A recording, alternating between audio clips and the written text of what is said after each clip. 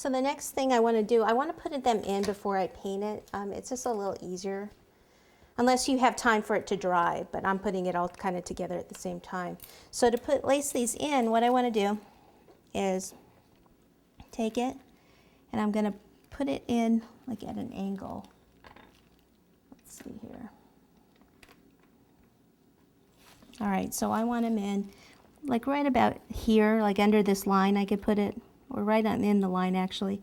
So I'll push in with something like this, or a toothpick would even work, and move it back and forth. And then take this paper and insert it. Okay. And then the other side, back and forth.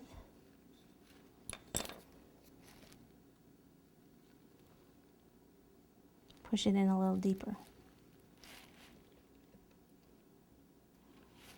Okay. Then I have, this is charcoal black petal dust, and this is what I'm going to use to paint the little lines on the wings. But if you have those edible food markers, you could use those also. I just don't have those markers. I more have the petal dust. So I kind of have to turn it at least around this way. All right, so I like to go like around the very edge, just to kind of highlight it. Like I said, if you have time to wait for these to dry, then you can paint this ahead of time.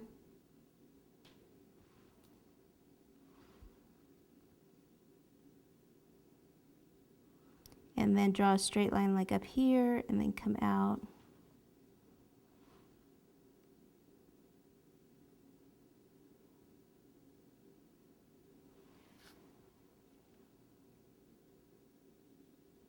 And you can go back over it. That one's, this one on this side's a little darker, which I like a little bit better.